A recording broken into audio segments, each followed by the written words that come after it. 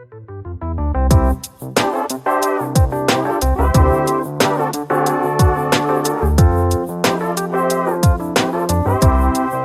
are talking about the greater good.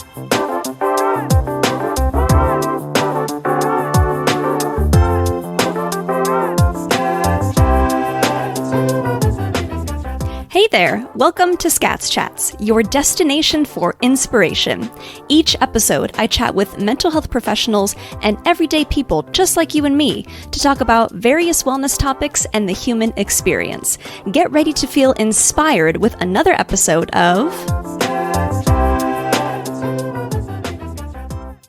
So thank you so much, Krista, for coming on Skatz Chats. I'm really excited that you're here and, that I'm sure you have a busy schedule. Being a mom and coming on this podcast is just taking some time away from all of that responsibility and stuff. So thanks so much again for coming on. We're going to talk today about decluttering your space and how that really affects your emotional state and your well-being. So I want to give you a chance to introduce yourself, say a little bit more about what you do and why you started Motherhood Simplified. Yeah, thanks so much for having me. Mm-hmm. Motherhood Simplified. I've simplified everything so I can do things like this. Mm-hmm. Just because I love to do them. So Motherhood Simplified is it's essentially the community that I created to help moms declutter so that they can simplify everything else in their life, because like nothing about motherhood or raising kids is simple. Mm-hmm. And I accidentally discovered that like if I could simplify my environment and the stuff inside of my home, which is where we spend the majority of our time, even when I was like working outside of the home, like my home and the walls of my house are like the hub of my life. Mm-hmm. So, I accidentally figured out that that can make or break my days as a mom, which essentially makes or breaks my entire season of motherhood and my whole entire life and all of my relationships. I teach other moms how to do that. And the long story short is that in 2013, my husband and I decided to move from Alaska to Florida, which is where we were both from.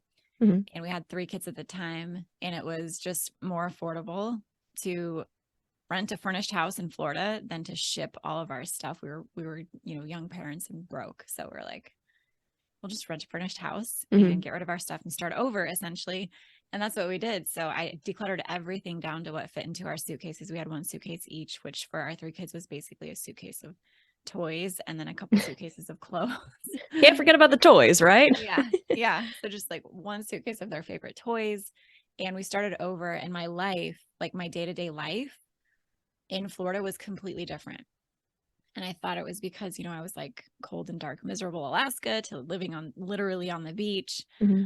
And it took me about almost 5 years until we had our 4th baby to realize it wasn't the weather that made it easy. It was that my house was simplified. Like I could go to work and do everything that we have to do in a day. And I could come home at the end of the day to my house and just be with my kids. Like I just had to make dinner. It was really easy to clean up. And then it was really easy to play with them. It was really easy to put them to bed.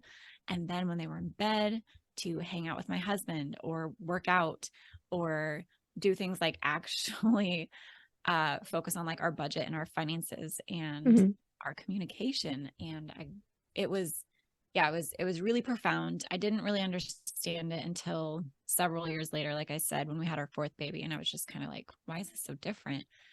And I had a bunch of friends who were having babies at the same time as well. And so I was like, do you guys want me to teach you how to like simplify your house? Cause it's a game changer. And they were like, yes, please do. And that's how Motherhood Simplified started. Yeah, interesting. And I know you have your own podcast as well, Motherhood Simplified. So that's amazing. And we'll give, a little plug at the end if people want to go check that out too. But yeah, that's really interesting where just kind of when you're immersed in like a new simplified environment, that it really helps to, like for me, for example, I'm not a mom.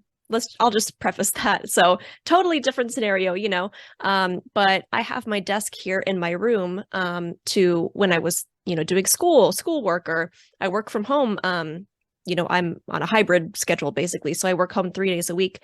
And I noticed that when I am in a clearer space, it helps me to focus more and get things done more, I guess, what's the word? More productive. But when I have like, laundry piled up on my dresser that I need to put away, or just things on my bed that just are there because it's a clear space to put them, I notice that I'm like less focused and I'm more like cluttered mentally too. So I guess it really does depend on, how your physical environment really affects your like, productivity in that same way as well. Do you experience that too? Yes. Yeah. And I think like at the end of the day, humans, we interpret our entire world through our senses, Mm-hmm. visually, right? If you're able to see, because I actually have some blind moms in my community and they talk about it in a different way. But yeah, when you walk into your house or you're sitting down and trying to work or study or focus and you see those clothes on there, essentially what's happening is your brain is processing that as a to-do for you, something to pay attention to, right? Yeah. At the bare minimum, it's something that you have to pay attention to, of like just noticing it. But because you are a human and you can think complex, you can have complex thinking, it also just silently is like a to-do list of, oh, I've got to study, and then I've also got to do the laundry, and then I've also got to catch up on that pile of bills or that stack of papers, or I've got to go through those shoes, or I got to go, like, whatever it is for you. It's essentially running to-do lists in the back of your mind that do distract you, and they do eat up your mental, even your emotional bandwidth too, to some degree. It affects everybody differently. We've all got our own thresholds. But like for me, the more kids I have, right, the less I can tolerate in my physical space, like the less messes I can tolerate, because my kids are demanding my attention in the same way, right? Like they're around. I have to pay attention to them. I've got to think about them. Like, what do they need? Are they hungry? What's going on with school? Like my oldest kids are teenagers, and it's like, what kind of relationships dynamics do they have going on that I need to like emotionally support them with? So having piles of stuff around my home that I have to like catch up on or clean up or try to organize, I don't have space for it. And it does impact people, whether you have kids or not. And like, have you ever traveled to like Airbnbs or like stayed at a hotel? A hotel, yeah. Yeah. So it's nice when you get to the hotel because everything is like taken care of, right? Everything's in order. Like everything has a place, like it's easy to be in. The drawers are clear, so you can like put your stuff in it if you want to do that. But I always try to tell people to think about how you feel in that kind of an environment, right? It just feels like, oh, I can think, right? Oh, I can focus. A lot of us will actually leave our houses to go study or to go work because you're like, I can't even think here. So yeah, long story short, it does affect your productivity and the way that you think and feel. Yeah, definitely. Really quick, I wanted to go back to the hotel thing just because I recently did come back from like a 2-day, 1-night vacation type of thing. But I noticed kind of going on that side route of like there are the drawers and the things where you could put like your stuff in if you wanted to. But like, for example, if you only stay 1 night, I feel like people kind of live still out of their suitcase and kind of like, I don't know how to like describe it, but I feel like it's a thing that a lot of people do, and not like put away things in the drawers just for one day and like have all your toiletries just like scattered on the on the bathroom counter. So even when you travel, it's kind of like we're still in that habit of like putting things in piles. You know what I mean? Like, do you ever experience that too, I guess? Yeah. Yeah. I think, like for that, it's just like, is it worth my time and effort to like put it away or not? But I also think that even if I'm staying at a hotel, because I like to go to like Airbnbs, like just a couple times a year by myself.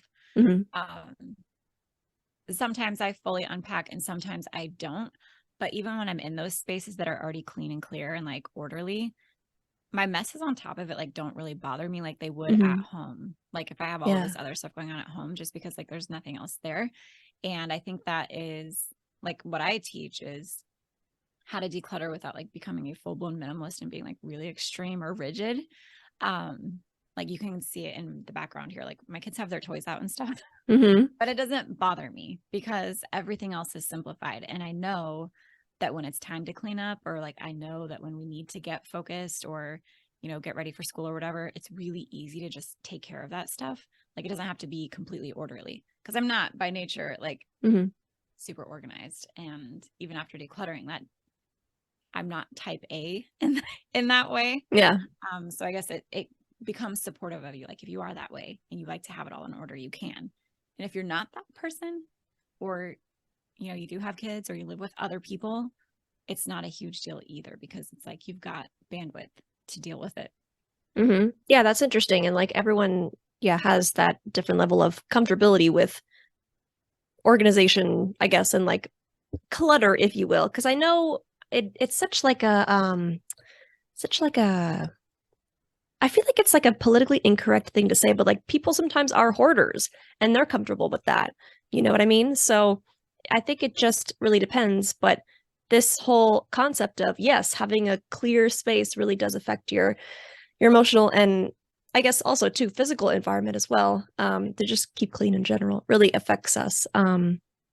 But yeah, that's true that people have different. I mean, I know someone personally, I'm not going to say who it is, but who, has little things piled up in the corner in their house. And I'm just kind of like, you could take some time to like go through that. And also, I feel like if people have still clutter, they're not really motivated to go through it because it's piled up so much. Do you have, I guess, clients out there who, are not motivated to like tackle that because they just think it's okay how it is?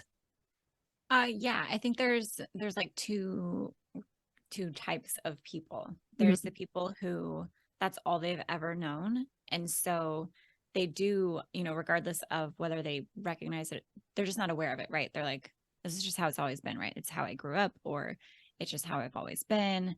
This is what I see everybody else doing. And so it's normal to them.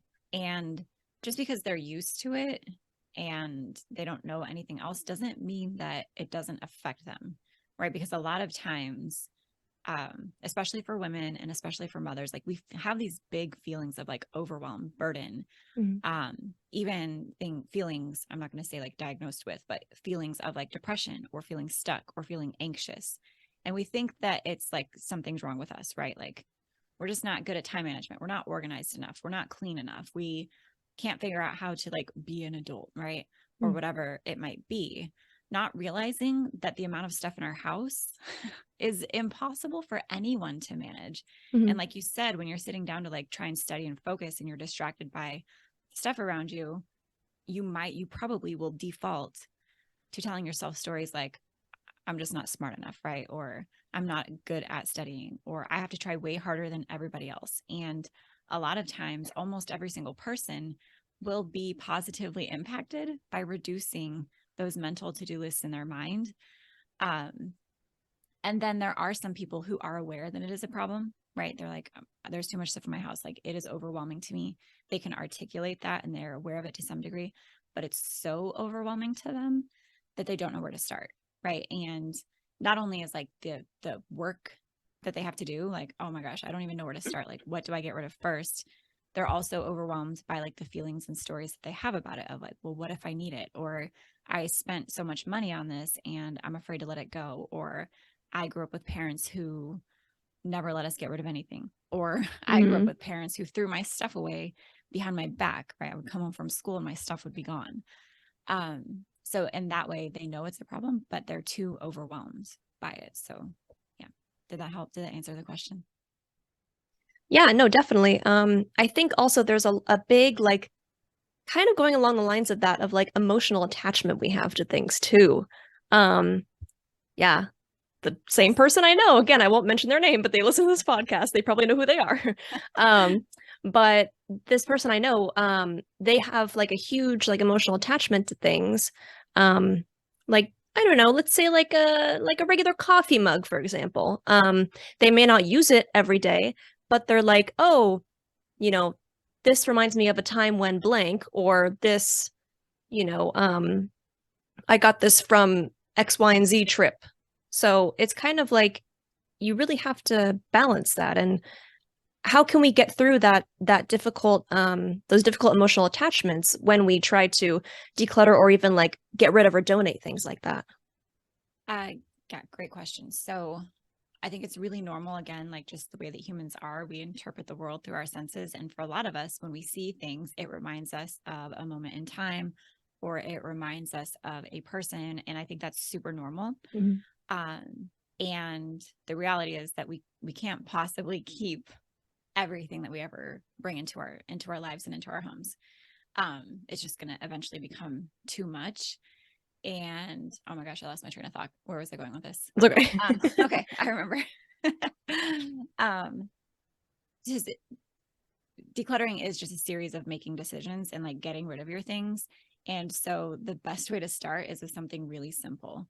And something that's like not emotionally charged. So the places that I usually recommend are like under your sink, whether it's like under your bathroom sink or under your kitchen sink, because you're likely not going to come across something of like, wow, they wrote me this letter or this card was from them during, you know, a really hard time or whatever. It's like, oh my gosh, why do I have 4 bags of half-used cotton balls? Like I can put this all into one bag and clear up a lot of space, like right off the bat. Or maybe you've got expired cleaning products or like expired cosmetics and lotions and soaps or candles that are like, they're 3/4 of the way burnt and you're just like, got to get rid of it. Right. Yeah. Or a spice cabinet, just somewhere where you can make those decisions pretty simply without overthinking them.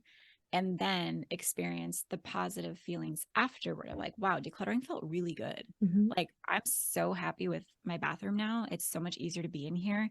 And it does 2 things. It gives you a quick win so that you can like have that confidence boost of like, wow, that worked. I liked it. I can do it again. But it also gives you experience in decision making so that as you go through, you know, things that get a little bit more emotionally intense, right? Maybe it's your wardrobe next. You can be like, you know what? Like I got rid of that stuff before, nothing bad happened. It was actually really nice. I know that this is like a bigger decision, but I know it's still going to be okay. I know I can still do it. I know I can still get rid of things and it be okay. And just kind of gently move yourself. It's a skill. So yeah, just like practicing it and taking yourself a little bit outside of your comfort zone, but not too far. And slowly you'll be able to get to a space where you can make those decisions on the bigger things, but also you clear up space in like your everyday home and life so that you can display those things or keep those things that really do mean something to you in a way that actually honors the memory or your life story or the person or whatever it might be. Yeah, definitely. Yeah. And going back to like the clothes thing, I have a problem with like going through my clothes and, you know, if it's something that I haven't worn in 6 months, but I still want to keep it because it's really cute, you know, and oh, maybe I'll wear it sometime. But that's definitely something that I think a lot of people can relate, like on a smaller scale too, just like going through clothes and things like that as well. Yeah, definitely. Yes. But yeah, that makes 100% sense. And yeah, I was doing some rearranging in my room the other day, and I'm kind of like a crystal girl. So I have like, you know, my little crystal area. But I kind of arranged it to where I brought more things out that were kind of in boxes, but I also put things away, and it feels more of like a feng shui. I don't know, it just feels better for some reason. I think maybe not just decluttering, but also rearranging some things and kind of freshening up the energy in your own space can help to maybe, I don't know, be more creative. Maybe I'm reaching a little bit, but for me, I guess I felt a difference with rearranging some things too. Yeah, no, I don't think that I'm glad that you brought that up because I'm also a crystal. Hey, yeah. Also crystal girl. Yeah. Nice. But yeah, there is also something to be said about like shaking up the energy, like stagnant energy in your space. That's one reason that I like to declutter too. I just do things like as I see them. But I'm like, oh, like things are kind of dusty and dingy. Like I can wipe it down real quick, just like move things off, wipe it down real quick, put it all back. And it's like shiny, sparkly new. And it just feels better. It feels more inviting and like energy is attracted to like clean, positive energy, right? And so I'll do that like with my doors, my windows, and or my kitchen counters, or even in the bathrooms that get like super dirty. It's just a lot easier to clean those things up. And to me, energetically, it makes a big difference. I know maybe that's not true for everybody, but it is true for me. Yes. Because we're crystal girls. Like, come on. Exactly. I'm so it glad helps. you said that. Move around. Yeah, exactly. Yeah. So I think it really, I guess, starts with, you know, knowing that there is going to be some sort of positive, you know, feelings after the fact that you clean. And there is, you know, a purpose and a reason why these things are good for you and will help you like in the long run, just even if you don't work in the space that you are living in, even when you just sleep in your room and that's all that you do, just a bed there, no TV, but you have things around. It's like, that will help you make your space a little more, clear and a little more zen for you if that's what you're going for. So besides those tips, is there anything else that any tips that to help people kind of start with this whole process, even if it seems totally overwhelming or a little bit more doable, how can people just kind of start with all of this too? Yeah. I think I would just, to keep it really simple, go back to like starting with something simple under your sink, bathroom sink, kitchen sink, maybe your laundry room cabinets or whatever, or a spice cabinet, just something small. I would recommend that. And then just the last thing I would add, since you did mention like crystals, is that it is like decluttering and clearing your space, I think deeply impacts your subconscious, which then has a really deep and big impact on your emotions, but also like your intuition and your ability to connect with not only yourself, but like everyone around you. And I think that's one of the biggest benefits that I've enjoyed from decluttering is like having that cleared up space and just feeling internally like it has cleared up a lot of things internally for me too. Or when things get messy internally, it's easier to process it out. Because I know a lot of people usually say like your external world reflects your inner world, but I actually think that it's easier to change your external world, your environment first, and let it impact your internal. So they do go, it goes both ways, but I think a lot of times we focus so much on like, I've got to fix all these things within me first. And it would be so much easier. And I've seen it happen for the moms that I work with, but I've seen it in myself too, that just change the external stuff first. It's way easier to just like declutter a cabinet and have it naturally impact you internally. So I think that would be, just the last things that I would leave it with. Yeah, I think there was one more point that I mentioned, or not that I mentioned, that I thought of, but I think with also starting one area, you get so motivated and you feel so, I guess like, positive after that. You want to do something else that same day. I remember when I would clean when I was younger too, just like declutter my toys or whatever, my space. I'm like, this is so fun. Let me take like 3-4 more hours to continue with the rest of my room. Because it's like, it's that addicting kind of positive feeling. And like, I'm already started, I'm kind of on a roll. Why not do the whole thing? So I don't know if you've ever experienced that too, but I think it's like very motivating when you start one area. You're like, okay, that wasn't so bad. Let's start with another one. Yeah. It builds momentum. Yeah. Momentum is the perfect word. Yeah. That I was looking for. Amazing. Yeah. Cool. Well, thank you so much, Krista. I appreciate it. Where can people out there find you, find your podcast, find any, more tips and want your, more help from you as well? Where can people find you out there? Motherhoodsimplified.com is my main hub for everything. It's got the podcast. It's got blogs if you prefer to read. It's got a free workshop, courses. It's got everything there as well as like social media. So I've got a Facebook group.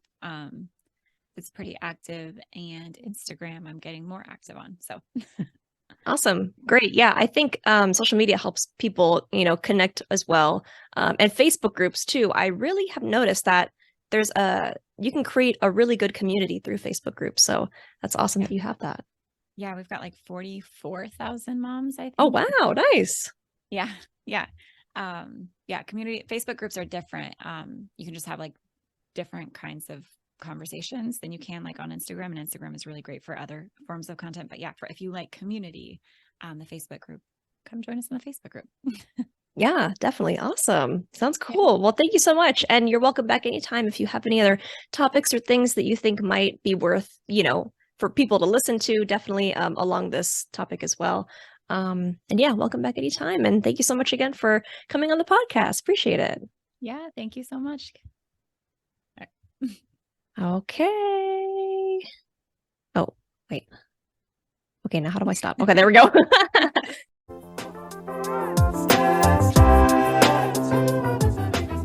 Thanks for listening. We hope you enjoyed this episode. Find out more about us at www.skatzchats.com. Special thanks to NK Arts, who designed our logo, Daddy Lakis for writing and producing our theme song, Joe Papadenitz for branding photos, and our friend Abby for social media.